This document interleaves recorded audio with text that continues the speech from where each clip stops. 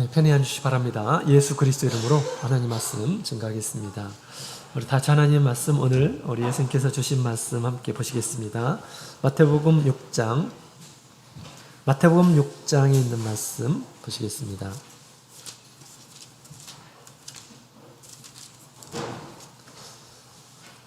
마태복음 6장 우리 9절부터 13절까지 있는 말씀, 네, 찾으셨으면 함께 읽어보도록 하겠습니다. 마태복음 6장 9절 시작. 그러므로 너희는 이렇게 기도하라. 하늘에 계신 우리 아버지여, 이름이 거룩히 여김을 받으시오며 나라의 임하옵시며 뜻이 하늘에서 이룬 것 같이 땅에서도 이루어지이다. 오늘날 우리에게 일용할 양식을 주옵시고 우리가 우리에게 죄 지은 자를 사하여 준 것 같이 우리 죄를 사하여 주옵시고 우리를 시험에 들게 하지 마옵시고 다만 악에서 구하옵소서. 나라와 권세와 영광이 아버지께 영원히 있사옵나이다. 아멘. 아멘. 할렐루야. 네, 반갑습니다. 오늘 거룩한 안식일이 시작되는 시간이죠. 우리 하나님 말씀을 따라서 몸과 마음을 구별해서 우리 하나님 앞에 나오신 우리 모든 성도님들에게 하나님의 크신 은혜가 함께 하기를 원합니다. 자, 오늘 이 시간에도 우리 예수님께서 가르쳐 주신 기도에 대해서 함께 살펴보고 또 그러한 생활을 해야 되겠습니다. 이렇게 기도하라 라고 그렇게 예수님께서 가르쳐 주셨죠. 성전은 뭐 하는 곳일까요? 성전은 하나님께 기도하는 곳이다. 예수님께서 그렇게 가르쳐 주셨죠. 또 성공적인 우리 신앙인들은 다 기도를 잘하는 이러한 사람들입니다. 그래서 우리가 예수님께서는 우리 한 사람 한 사람이 다 성공적인 그런 신앙인이 되도록 하기 위해서 예수님께서 기도하는 법을 잘 이렇게 가르쳐 주셨죠. 우리가 주기도문이라고 주님께서 가르쳐 주신 기도문이라고 하는 이 말씀을 우리가 계속 살펴보고 있습니다. 우리에게 꼭 필요한 그런 기도의 내용을 아주 정확하게 지금 가르쳐 주고 있습니다. 또 이 말씀들 하나하나를 잘 이해해서 또 이렇게 기도 생활을 하셔서 성공적인 신앙인으로서의 삶을 살아가시는 우리 모든 성도님들이 다 되시기를 원합니다.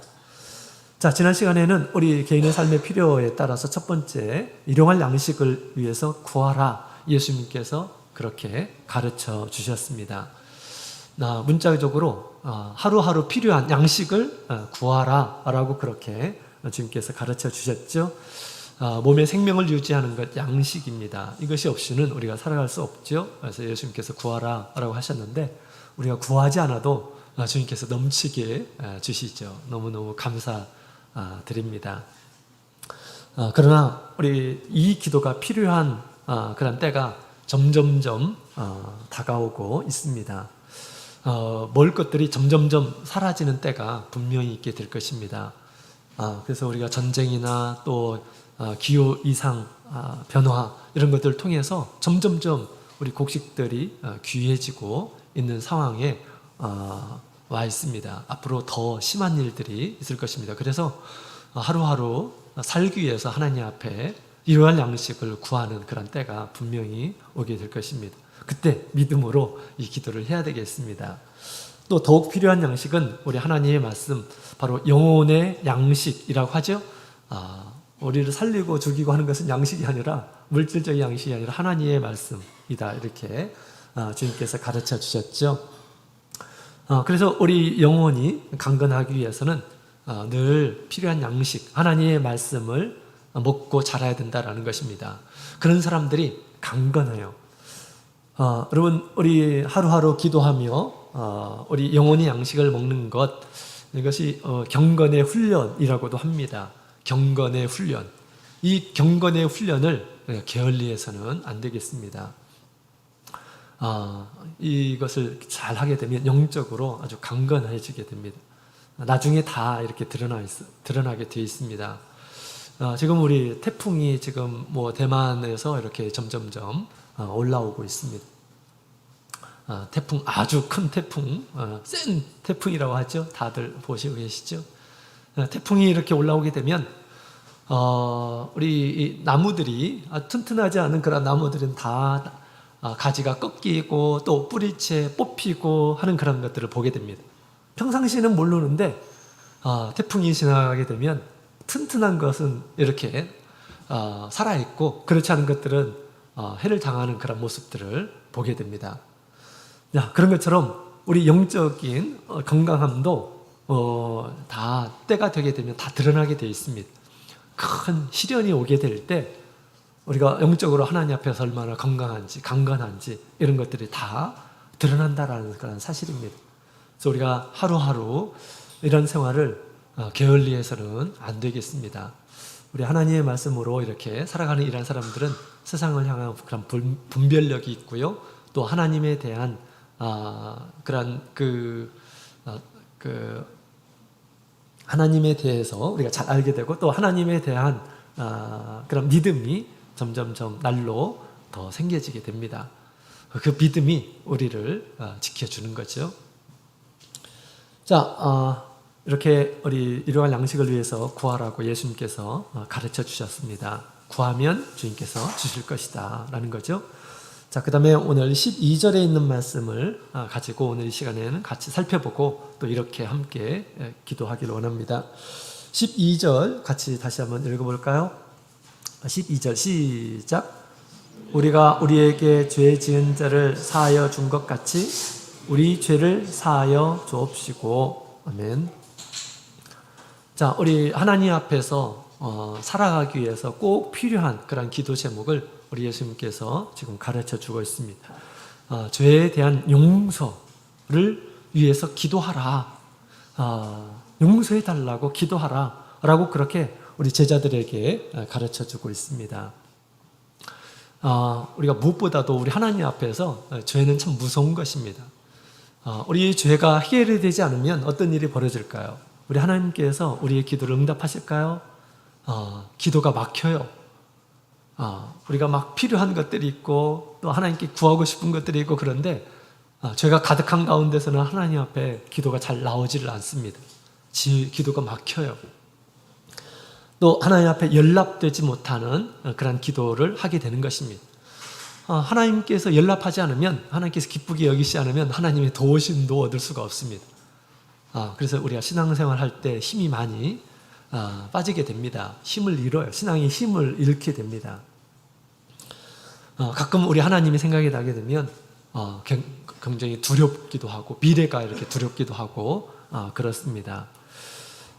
자, 그래서 우리 하나님 앞에서 우리가 바르게 또 하나님 앞에서 우리가 건전하게 또 올바르게 하나님의 자녀로서 사랑받는 자녀로서 살아가기 위해서 계속해서 살아가기 위해서는 이와 같은 이 기도가 반드시 필요한 것입니다. 죄에 대한 용서를 위해서 구하라 라고 그렇게 예수님께서 지금 가르쳐 주신 거죠. 죄라고 하는 것은 도대체 뭘까요? 죄라고 하는 것은 우리 하마티아라고 하는 건데요. 관역에서 벗어나다 라고 하는 그런 뜻입니다. 관역에서 벗어나다. 활 쏘는 일한 사람이 관역이죠. 목표물이 있습니다. 거기에 딱 맞추게 되었을 때 이건 이제 제대로 쏜 거죠. 그죠? 근데 거기서 벗어나게 되면 잘못 쏜 것입니다. 그런 것처럼 하나님께서 우리를 향한 그러한 하나님께서 우리를 만드신 이유가 있어요. 하나님께서 사람을 살리시는 이유가 있습니다. 사람에 대한 어떤 기대가 있습니다. 그 기대를 적중하지 못하게 되었을 때 모든 것들을 죄다라고 그렇게 얘기합니다. 허물이다, 죄다라고 그렇게 얘기합니다. 창조자의 어떤 목적이 있는데 그 목적에 따라서 살지 못하는 것들은 다 허물이고 죄입니다. 그 창조주의 목적은 무엇일까요? 성경에 다 기록이 되어 있습니다. 성경에 나와 있어요. 그러니까 하나님의 말씀대로 살지 않는 모든 것들이 다 죄다라고 그렇게 얘기하는 것입니다. 여러 가지 우리가 회사에서 장비들을 때로는 만들기도 하고 그렇죠. 어느 회사들은 그 장비들이 잘 이렇게 굴러가기 위해서는 그 역할들을 이렇게 잘 수행해야지 제대로 이 장비가 굴러가게 됩니다. 운전이 되는 거예요. 근데 그 어떤 부속이 만든 이런 사람이 그 목적을 가지고 만들었는데 이것이 제대로 그 역할을 수행하지 못합니다. 고장난 거죠. 장비가 제대로 돌아가지 않습니다. 우리가 세상에서 사람들이 만드는 것들도 그렇습니다. 그냥 만드는 게 아니에요. 목적을 가지고 만든 거죠. 하나님께서 사람을 만드신 목적이 있다라는 것입니다. 처음에 만들었을 때 너무 하나님 보시기에 심히 좋았다라 라고 그렇게 이야기를 하고 있습니다. 근데 죄로 말미암아서 우리 모든 것들이 다 파괴되고요. 하나님을 알지를 못하게 되었습니다. 이제 우리가 예수 그리스도를 통해서 다시 하나님을 알게 되었고 하나님의 자녀로 살아가게 되는데 하나님의 자녀로 살아감에도 불구하고 우리가 죄가 있을 수가 있습니다. 하나님의 자녀로서 합당하게 살지 못한 것들, 이런 것들이 다 죄로 드러나는 것입니다. 자, 이것들이 해결이 돼야 된다라는 것입니다. 우리 하나님 앞에서 죄 중에 많은 죄가 있죠. 그 죄 중에 가장 큰 죄는 도대체 뭘까요? 우리 로마서에 보면 바울 사도는 이렇게 얘기합니다. 바울 사도는 이렇게 얘기하는데요. 함께 같이 보도록 하겠습니다. 로마서 1장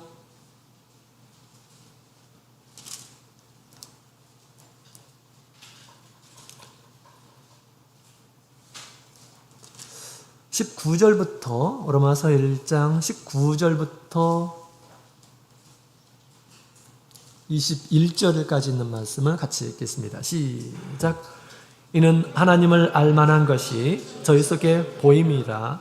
하나님께서 이를 저희 창세로부터 그에 보이지 아니하는 것들 곧 그의 영원하신 능력과 신성이 그 만드신 만물에 분명히 보여 알게 되나니 그러므로 저희가 핑계치 못할지라. 하나님을 알되 하나님으로 영원롭게도 아니하며 감사치도 아니하고 오히려 그 생각이 허망하여지며 미련한 마음이 어두워졌나니.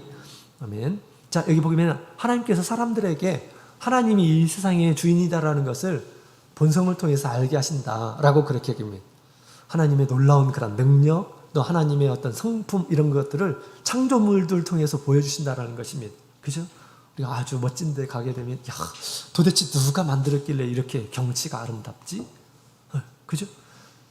또 우주의 어떤 신비를 이렇게 연구하다 보면 너무너무 아름답고 질서정연한 또 조화로운 이런 모습을 보면서 사람이 그 일을 한 건 아니잖아요.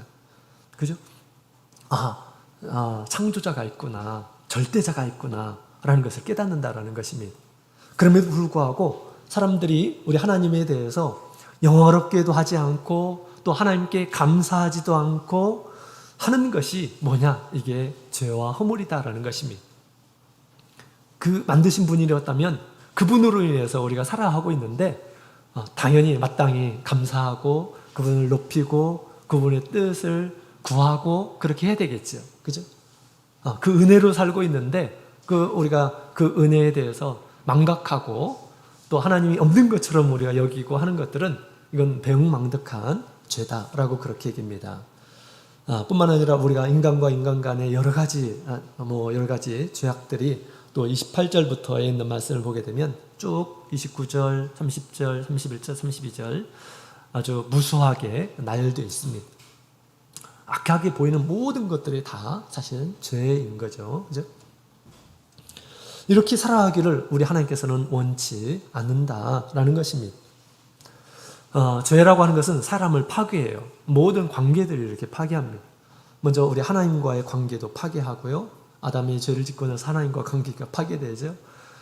그 다음에 우리 사람과 사람 간의 관계도 파괴가 됩니다. 악을 행하게 되면 점점점 사람과 마음이 멀어지고 거리가 멀어지고 그렇게 되는 것입니다. 그죠? 죄를 짓지를 않기를 원하십니다. 그러나 그렇게 살 수 없기 때문에 하나님께서는 잘 알고 계시죠. 따라서 이 죄가 계속해서 나에게 머물러 있지 않고 깨끗하게 씻게 되기를 우리 하나님께서는 원하시고 계신다라는 것입니다. 이 마귀라고 하는 그런 존재가 있죠. 죄가 우리 사람이 죄를 짓는데 그 배후에 마귀 유혹들이 있습니다. 마귀 유혹들이 있어요. 마귀는 우리 눈에 보이지 않아서 마귀 유혹을 잘 이해하지 못합니다. 깨닫지를 못해요. 그냥 악에 대한 어떤 유혹이 그냥 그런 것처럼 이렇게 자연스러운 것처럼 생각하는데 자연스러운 거 하나도 없고요. 마귀가 다 배후에서 조정을 합니다. 사람을 하여금 그 악한 일들을 보게 하고 그것을 마음에 품게 하고 그것을 행하도록 그렇게 계속해서 유도를 합니다. 그러고 나서 이 마귀는 뭘 할까요? 정죄를 하고요. 그 다음에 이제 하나님 앞에 고발을 합니다. 그래서 죄를 통해서 하나님과 점점점 멀어지도록 하는 것입니다. 점점점 멀어지도록 하는 거예요. 그래서 우리 마귀는 계시록 12장 10절에 있는 말씀을 보게 되면 하늘에서 참소하는 자로 있습니다. 비방하고 고발하고 그 다음에 하나님의 공의의 심판을 내려서 형벌하십시오 라고 그렇게 마귀는 죄에 대해서 그렇게 생각을 하고요. 또 고하고 있다라는 것입니다. 자, 그런데 우리 죄에 대해서 우리 예수님은 뭐라고 말씀하실까요? 죄에 대해서 우리 예수님은 하나님께 빨리 나가서 죄를 고백하고 용서를 구하라 라고 그렇게 예수님께서 지금 가르쳐주고 있습니다. 이것이 하나님 앞에 살 수 있는 유일한 길임을 예수님께서는 지금 가르쳐주고 있는 것입니다. 그래서 죄가 있으면 더 하나님께 가까이 나가서 고백을 하라 라고 그렇게 얘기합니다. 점점점 우리가 죄로 인해서 멀어질라 하더라도 우리 예수님의 음성은 빨리 나가라, 하나님 앞에 가까이 나가라 라고 하는 그런 음성입니다. 이제 너 이렇게 큰 죄를 지었으니 너는 안 돼. 너는 사함받을 수 없어. 너는 이제 끝이야. 하나님의 아들로서 그런 죄를 지으면 되겠어? 너는 이제 안 돼. 라고 하는 그런 음성은 예수님의 음성이 아닙니다. 마귀의 음성이에요. 마귀의 음성. 우리가 잘 분별해야 돼요. 오늘 우리 예수님께서 말씀하시죠? 죄가 있다면 반드시 빨리 나가서 아버지께 빨리 나가서 구하라. 용서를 구하라. 라고 그렇게 가르쳐주고 있는 것입니다. 왜 이렇게 예수님께서 가르쳐 주신가요? 사해 주시려고 하는 것입니다. 사해 주시려고. 하나님과의 정상적인 관계를 회복시키기 위해서 우리 예수님께서 지금 이렇게 말씀하시고 믿음으로 당부하시는 그런 내용이죠. 자, 그래서 우리도 반드시 죄가 있을 때마다 우리 하나님께 나가서 우리 죄의 용서함을 진실한 마음으로 구해야 되겠습니다. 자, 우리 죄라고 하는 것은 어떻게 사해지는 것일까요? 죄라고 하는 것은 어떻게 사해지는 것일까? 여러분, 죄를 너무 쉽게 우리가 생각을 해서는 안 되겠습니다. 가볍게 우리가 생각할 것이 아니에요. 우리 구약 성경에 보면 이 죄는, 죄를 지은 이란 사람은 하나님 앞에 제물을 가지고 나가도록 하죠. 그러면 이제 제사장이 그 제물을 죽이죠. 그래서 피를 받습니다. 그래서 피를 가지고 제사장이 성소에 가서 우리 하나님께서 계시는 그 지성소 앞에 있는 이 휘장이 있어요. 커튼. 그 커튼에 피를 일곱 번 뿌리도록 합니다. 죄 지은 자의 생명입니다. 하나님 취하소서라고 이렇게 하나님 앞에서 이 생명을 드러내는 것입니다. 물론 그 동물의 피이긴 하지만 이 죄를 지은 이란 사람의 생명을 하나님께서는 취하신다라는 것을 지금 얘기하고 있는 것입니다.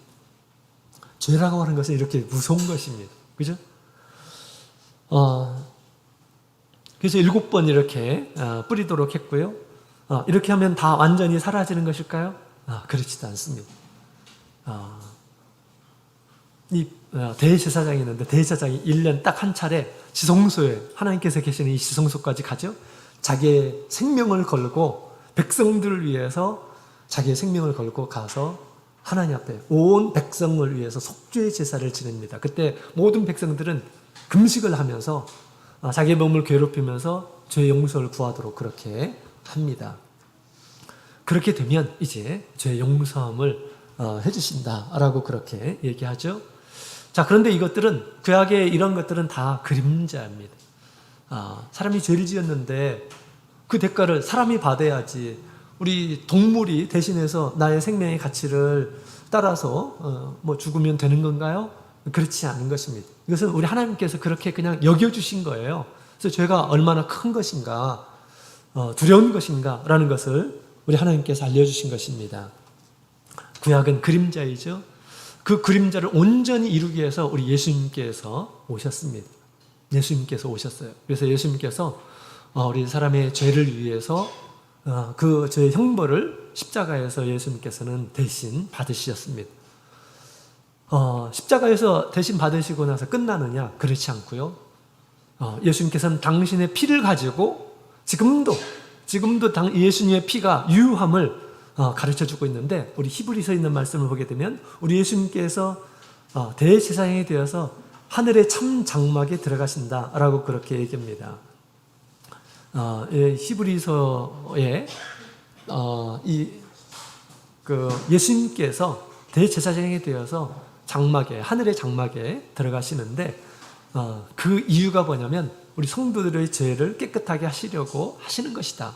다시 말하면 지금도 예수 그리스도의 피가 우리에게 유효하다라는 것을 가르쳐주기 위해서 우리 히브리 기자는 그런 얘기를 하고 있는 것입니다.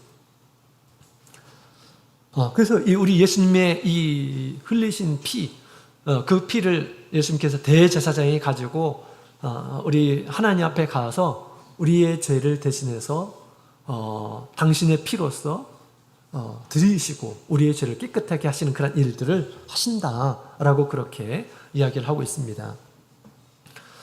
그래서 우리 믿는 이런 사람들이 담력을 가지고 이제 하나님 앞에 나가서 우리의 죄를 고하게 되면 우리 예수님께서 함께 당신의 피로서 우리의 죄를 깨끗하게 하신다라는 것을 가르쳐주고 있습니다. 그 피가 어찌 너희의 죄를 깨끗이 못하리요? 어찌 너희 양심을 깨끗이 해서 하나님을 섬기게 하지 못하리요? 라고 그렇게 얘기합니다. 우리 예수님의 우리 생명의 이 가치는 사람의 생명의 가치하고 비교가 될 수가 없습니다. 그죠?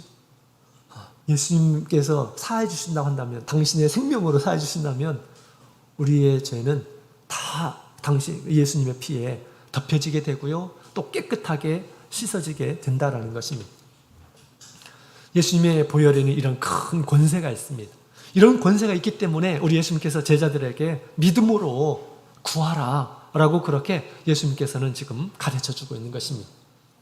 자기 믿음을 구하라, 하나님께 용서를 구하라 라고 그렇게 예수님께서 가르쳐 주셨습니다. 그런데요, 오늘 우리 독특하게 우리 예수님께서 주시는 그런 말씀 중에 보면 이렇게 기도하라 라고 이렇게 얘기하는데, 지금 우리가 죄를 가지고 하나님 앞에 나가는데 나의 죄를 용서해 주십시오 라고 그렇게 기도만 가르쳐 준 것이 아니라 이렇게 기도하게 하셨죠. 우리가 우리에게 죄 지은 자를 사하여 준 것 같이 우리의 죄를 사하여 주옵시고 라고 그렇게 기도하게 하셨습니다. 이 용서를 구할 때 전제가 있음을 얘기해 주고 있습니다. 하나님 앞에 용서를 구할 때 전제가 있다.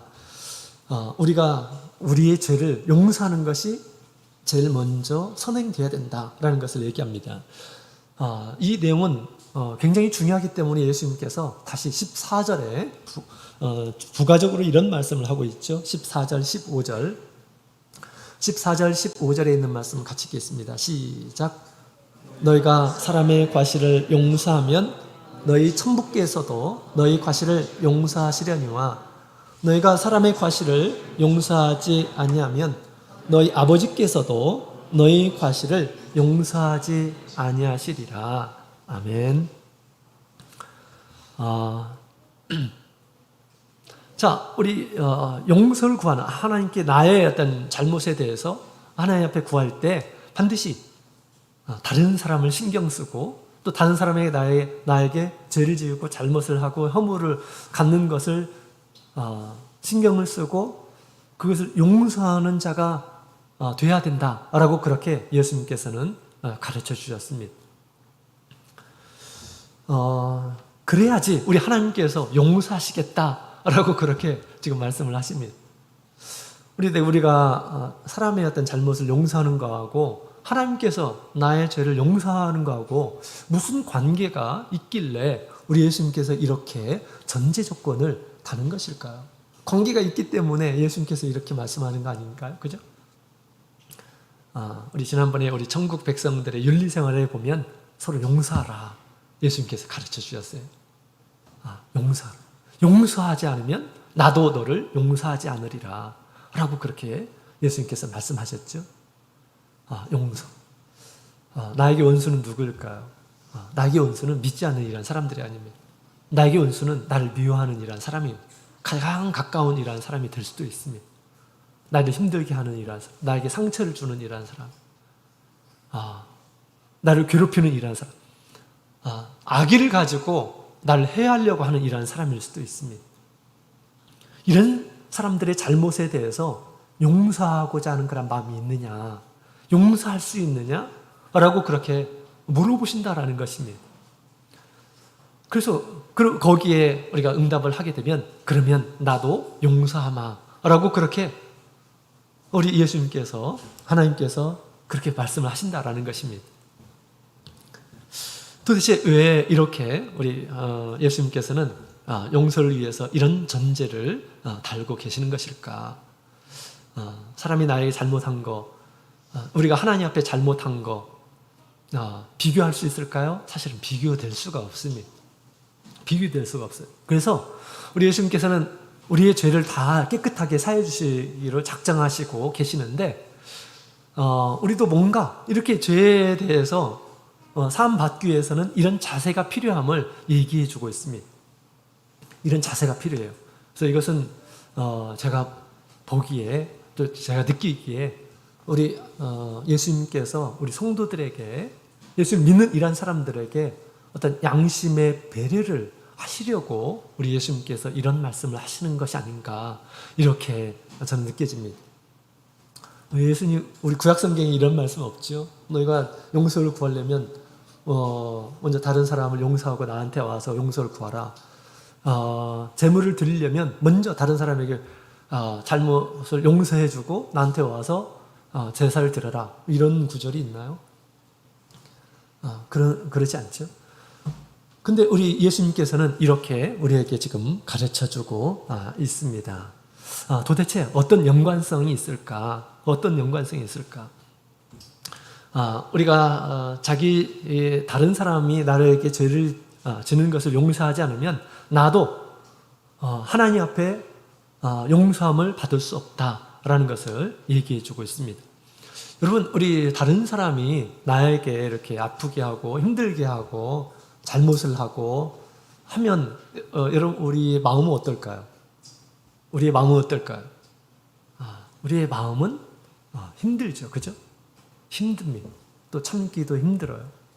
또 때로 나를 무시하는 말을 하거나 나를 업신여기는 그런 말을 하거나 아니면 오해를 하고 나에게 잘못 얘기를 한다던가 또 상처 주려고 막 날카로운 그런 말로 폭력을 사용하지는 않죠. 그죠? 우리 믿는 사람들. 그런 말들을 이렇게 할 때 또 그걸 몰랐었는데 나중에 그것을 알게 되었을 때 굉장히 또 배신감이 이렇게 느껴지기도 하고 합니다. 또 서로의 어떤 약속이 있는데 그 약속을 이렇게 깨고 할 때 어떻습니까? 우리의 마음이 힘들죠. 그죠? 우리의 마음이 힘듭니다. 또 우리의 마음이 괴롭습니다. 우리의 마음이 괴로워요. 그런데 우리가 하나님을 괴롭게 하는 것은 얼마나 될까요? 사람들이 나에게 괴롭게 하는 거 있죠? 그죠? 당연히 있습니다. 근데 우리가 하나님을 괴롭게 하는 것은 사람이 나를 괴롭게 하는 거와 비교했을 때 더 클까요? 적을까요? 우리 하나님을 괴롭게 하고 힘들게 하는 것이 클까요? 작을까요? 네. 당연히 큽니다. 그죠? 우리 성경에 우리가 해야 할 일들 다 가르쳐 주고 있죠. 그죠? 이거 하지 않으면 다 하나님 앞에 허물이에요. 죄고요. 그죠? 우리 하나님 앞에서 용서받을 것은 너무너무 사실은 많습니다. 우리가 사람 때문에 힘든 것보다 우리가 다른 사람들 때문에 힘든 것보다 나 때문에 하나님께서 힘드신 것이 무지무지하게 많다라는 것입니다. 숫자로 따지면 100배, 1000배, 만 배나 많을 거예요. 100배, 1000배, 만 배나 많을 것입니다. 근데 내가 힘들다고 그래서 나를 힘들게 했다고 그래서 난 절대 너를 용서할 수가 없어 라고 한다면 우리가 사람 나에게 힘들게 하는 것보다 우리 하나님 앞에 1000배, 만배 더 힘들게 하는데 하나님께서 용서하겠습니까? 용서하지 않겠다라는 것입니다. 하나님께서는 만 배나 용서를 해주시는데 나는 하나도 용서를 하지 않는다고 한다면 이게 공평한 겁니까? 공평하지 않는다라는 것입니다. 내가 용서를 받을 때 우리 사람이 나에게 한 것을 생각하도록 내가 힘들게 했던 다른 사람이 나를 힘들게 했던 것들을 생각하라 라고 그렇게 얘기합니다. 나는 우리 하나님 앞에 그보다도 나를 힘들게 하는 이란 사람보다 1000배, 만배 더 힘들게 하였다. 사람이 나를 무시한다고 한다면 나는 하나님 앞에 더 큰 무시를 했을 것입니다. 그죠? 약속을 지키지 않았다면 하나님 앞에 우리는 또 양심으로 우리 내가 이렇게 해야겠다. 이렇게 살아야지 얼마나 많은 약속을 깨었겠습니까? 말로, 행위로. 그죠? 또 배신을 당했다고 한다면 우리는 또 하나님 앞에 얼마나 많은 배신을 이렇게 하고 있습니까? 하나님께 마음을 두는 것이 아니라 세상을 향해서 마음을 두고 사는 것들은 다 또 죄잖아요. 그죠? 그래서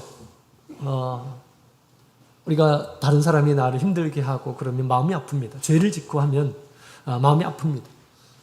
그런데 우리 하나님은 나로 인해서 더 많이 아프심을 우리가 생각해야 된다라는 것을 얘기해 주고 있습니다. 그렇게 아플 때 내가 용서해야지. 아직 저 사람은 신앙적으로 하나님 앞에 바로 선 일한 사람도 아니고 잘 아는 사람도 아니고 믿음이 있는 사람도 아니고 아주 모자란 사람이기 때문에 내가 좀 봐줘야지, 내 용서해야지 라는 그런 마음을 가지고 있는다고 한다면 우리 예수님께서도 내가 믿음이 없이 행한 모든 것들을 보시고 눈 감아주시고 당신의 피로 우리의 죄를 깨끗하게 해주시고 하나님 앞에서 허물 없이 거룩한 그런 존재로 있게 해주신다라는 것을 우리에게 지금 얘기해 주고 있습니다. 이것이 우리가 마음 중심에서부터 그런 마음을 용서하고자 하는 그런 마음이 있어야 된다는 것을 주님께서 가르쳐 주고 있습니다. 우리 마태복음 18장에 있는 말씀 함께 볼까요? 마태복음 18장.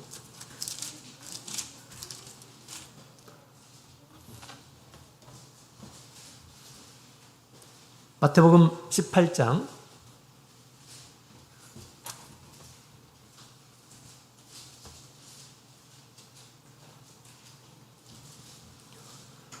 자, 우리 35절에 있는 말씀을 같이 읽어보도록 하겠습니다. 시작.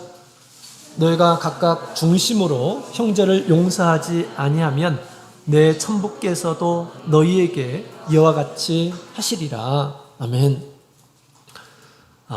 우리 형제, 우리 예수를 믿는 이런 사람들이죠. 우리 성도들을 가리켜서 얘기합니다. 또 가장 가까운 영적인 그런 가족들에 대해서 얘기하고 있습니다.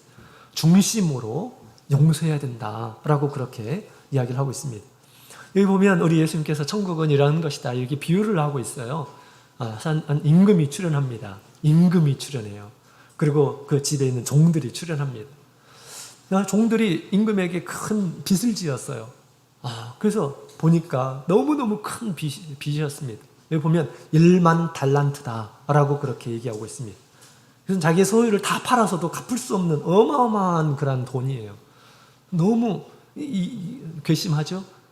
그래서 모든 것들 다 내 몸이라도 팔고 해서 갚으라 라고 이렇게 얘기합니다. 내가 갚겠습니다 라고 그렇게 얘기합니다. 그러니까 보니까 아무것도 갚을 수 있는 그런 형편이 아니에요. 그래서 너무 불쌍해가지고 그냥 풀어주었습니다. 풀어줬어요.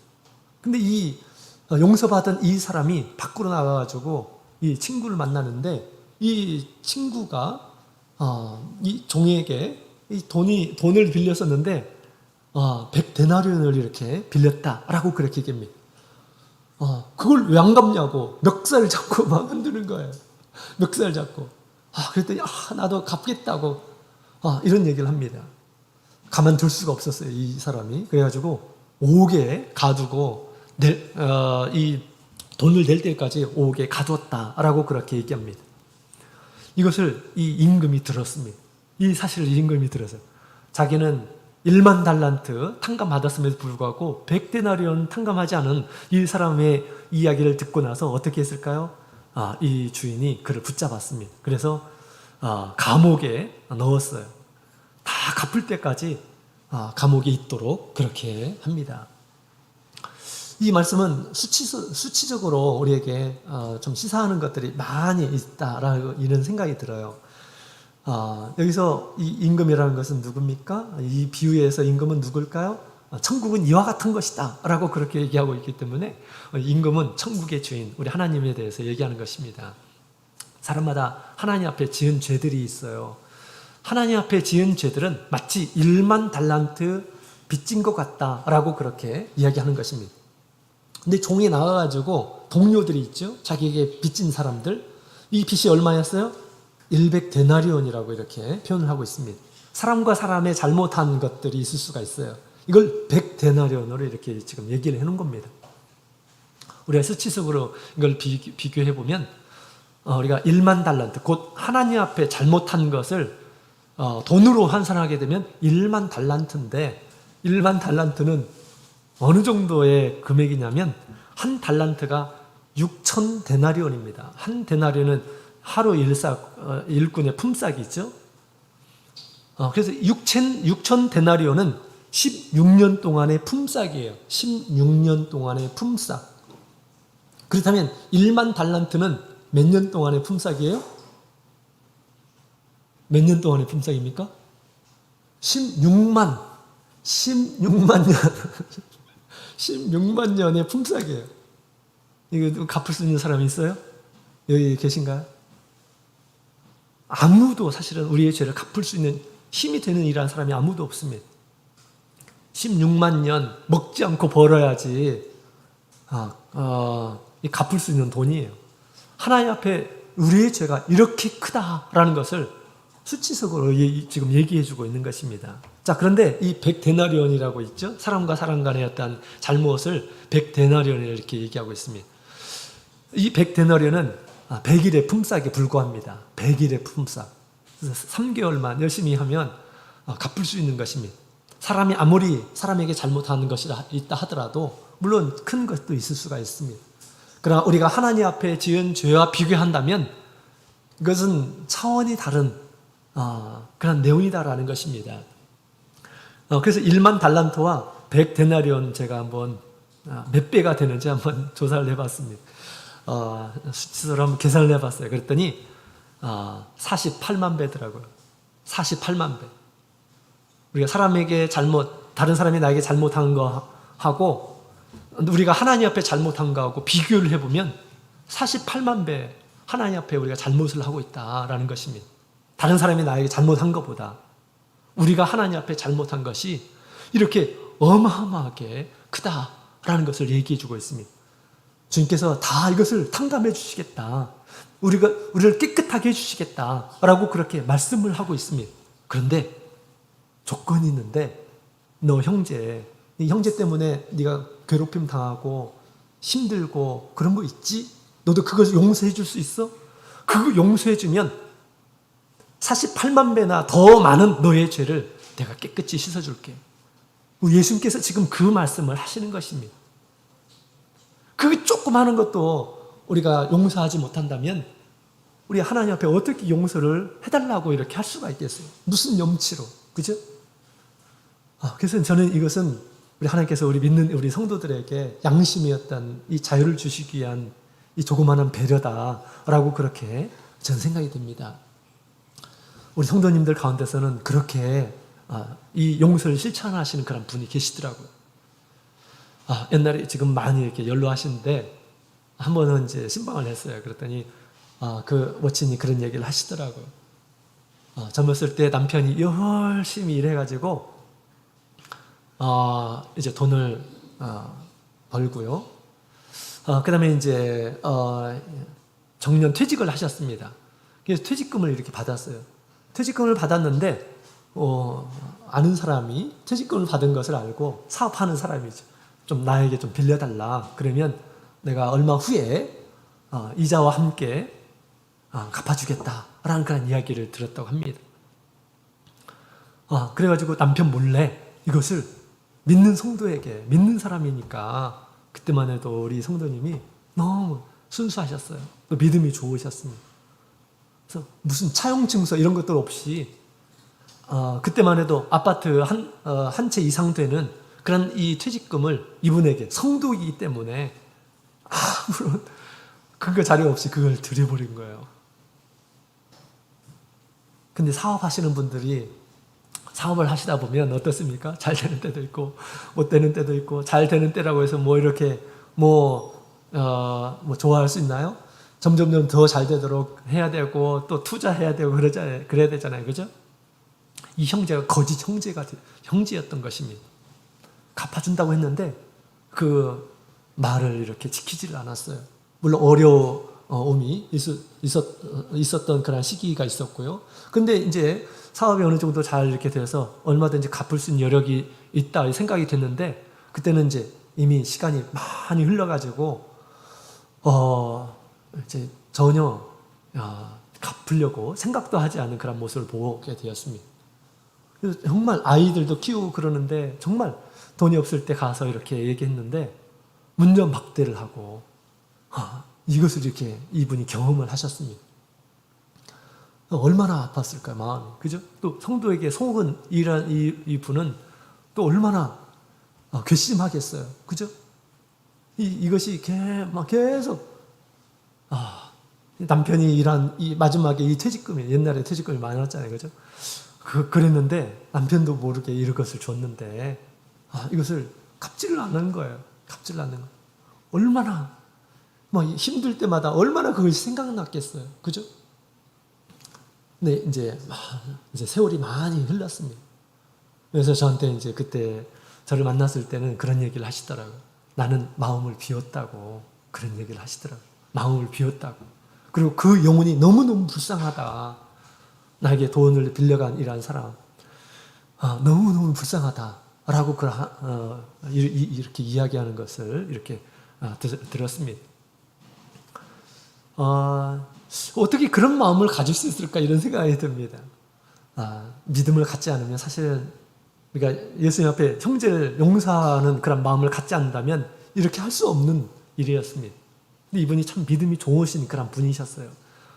또 그것이 없기 때문에 아이들 막 자라갈 때 정말 믿음으로 살려고 노력했고 하나님 앞에 붙들고 하나님을 의지하고 그런 삶을 이렇게 살아가게 되었나라고 이렇게 얘기를 하더라고요. 그렇지 않았다면 넉넉하게 하면서 하나님을 찾고 막 부지런히 찾고 의지하고 그러지 않았을 텐데, 이 가난한 그런 상황 가운데서 하나님 앞에 호소하고 기도하고 도움을 구하고 그렇게 사셨다 하더라고요. 그리고 지금은 마음을 비웠다고 이렇게 얘기를 하더라고요. 어떤 사람이 비울 수 있을까요? 사실은 우리 형제들에게 금전적으로나 아니면 어떤 말로나 아니면 행위로나 정말 우리를 괴롭히는 이러한 사람, 우리를 힘들게 하는 이러한 사람들이 있을 수가 있습니다. 그러나 여러분 잊지 말아야 되는 것은, 우리가 하나님을 힘들게 하는 것은 이보다도 더 몇만 배요? 48만 배. 48만 배 더 힘들게 하였다라는 것을 우리가 생각을 해야겠습니다. 자, 그렇게 본다면 우리가 얼마든지 나에게 잘못하는 이러한 사람들 우리가 볼 때마다 무슨 생각을 해야 될까요? 나는 하나님 앞에 저보다 더 힘들게 했어. 하나님 앞에 나는 더 말썽꾸러기였어. 하나님 앞에 더 신실하지 못했어. 하나님 앞에 더 배신자였어. 우리 바울 사도가 복음을 전할 때 믿지 않고 해방하는 이라는 사람들이 있었죠. 그때 무슨 생각을 했을까? 나도 저런 때가 있었지. 나도 저런 때가 있었지. 라고 그렇게 하나님 앞에서 그런 때가 있었지. 라고 그렇게 생각하면서 그들에게 보복하고 그러지 않았죠. 용서할 수 있었던 것이었습니다. 그런 나를 주님께서 용서하셨으니 라고 생각하면서 모든 것을 받아들일 수 있었던 것입니다. 이처럼 우리가 주님 앞에 우리가 용서를 구해야 될 것들은 사실 앞으로 너무너무 많습니다. 너무너무 많아요. 그래서 다른 사람이 나의 잘못한 것 너무 여기에 신경 쓰지 않았으면 좋겠습니다. 왜? 하나님 앞에 나의 잘못은 더 크니까 다른 사람이 나의 잘못을 하고 내가 힘들고 그랬을 때는 우리가 믿음으로 그런 생각을 해야 합니다. 나는 하나님 앞에 더 큰 죄인이었다. 지금도 하나님 앞에 큰 죄인이다. 라고 그렇게 생각하면서 자기 자신을 되돌아보고 나는 이렇게 앞으로 하나님 앞에 나를 힘들게 했던 이란 사람처럼 그렇게 힘들게 하지 않아야지 라고 하는 그런 마음을 갖게 되었을 때 우리 주님께서 더 기뻐하실 거고요. 또 우리가 그렇게 형제를 사랑함을 통해서 형제에게 기회를 주는 것이고요. 만약에 그 형제가 정말 회개하지 않는다고 한다면 어떻게 되는 것일까요? 숯불을 쌓아놓는 것이다 라고 그렇게 예수님께서 말씀하셨죠. 더 중한 심판이 있게 될 것임을 우리 주님께서 말씀을 하셨습니다.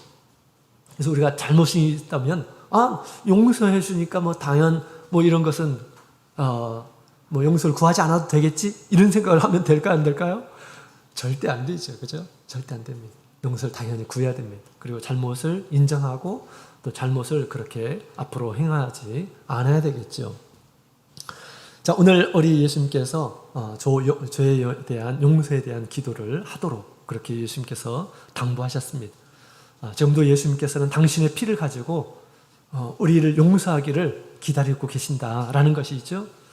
그러나 다른 사람들이 너에게 행하는 그런 죄들이 있을 텐데 그 죄를 생각하면서 마음의 중심으로 형제의 잘못을 자매의 잘못을 용서하고자 하는 그런 마음을 가져라 라고 그렇게 주님께서 말씀하십니다. 그럴 때 주님께서 우리를 깨끗하게 하신다 라고 그렇게 얘기해 주고 있습니다. 그래서 우리가 하나님 앞에서 계속해서 우리가 살기를 원하십니까? 죄가 없어야 돼요. 죄가 해결돼야 됩니다. 죄가 있는 한 점점점 하나님과 멀어지게 될 것입니다. 점점점. 죄는 멀어지게 하는 그런 특성이 있어요. 예수님께서는 가까이 오라, 용서를 구하라 라고 그렇게 얘기합니다.